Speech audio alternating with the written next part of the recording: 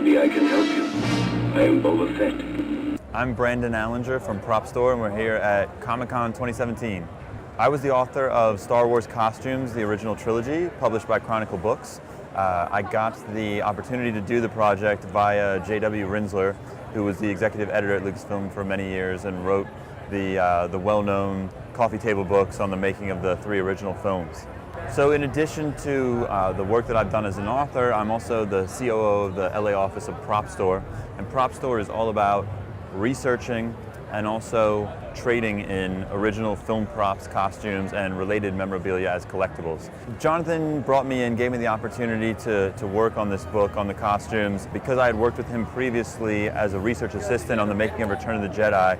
And Jonathan knew through my work at Prop Store that I had done a lot of research going out and seeing people like John Mallow and meeting people at ILM and just a variety of different people who were involved with the costumes of the 3 original Star Wars films. So when we actually started the project, we began by spending several days at Skywalker Ranch, going through George Lucas's archives, looking at the original costumes, where of course we saw all the Boba Fett pieces, all the Darth Vader pieces, all the soft pieces, all the hard pieces, all the armor, helmets, everything, right?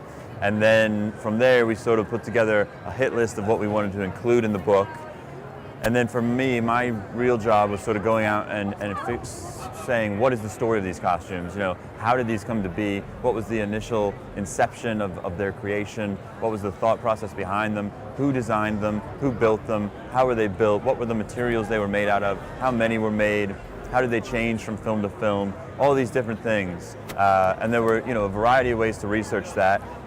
Sort of first-hand interviews, going out and speaking to the people who were directly involved. A lot of photo research, just looking very carefully at Blu-ray stills and publicity stills from the time, looking at the items themselves, sort of noting the difference from one example to another, and then asking questions about why. Why is this one made of vacuum-formed plastic, but this one is fiberglass?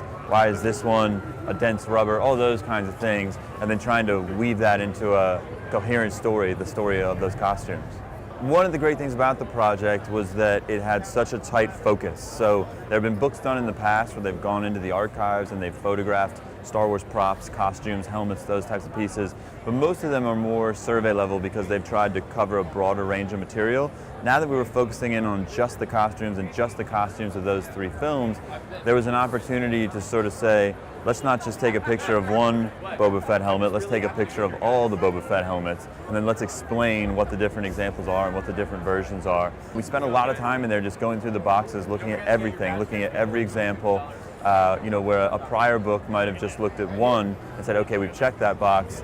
We wanted to be more thorough and a little bit more, more deep dive in our research and just say, okay, what else is here that's Boba Fett? And in some cases, we were looking at boxes that hadn't been opened probably since they wrapped filming on Return of the Jedi, which was a lot of fun. There were some great finds in there. I remember going through a box of Stormtrooper belts, and in this box of Stormtrooper belts was the white leather Boba Fett belt from the first, Super Trooper version of Boba Fett that they did that test video with. And so that was a great find, right? Because I guess no one had ever really seen it before. It hadn't been out on tour. It hadn't been out on exhibition. It was just packed away in this box of other Stormtrooper belts. And there were other moments like that. I remember, there were also just great discovery moments with the research. I remember going through the Boba Fett jumpsuits and looking at the Berman's and Nathan's labels on them. And there was a typescript label with the name Peter Roy on it. And that didn't mean anything to me. Who was Peter Roy? Well, I went and looked him up, and Peter Roy was sort of a bit part actor in the Star Wars films and many other films of that era, Indiana Jones films.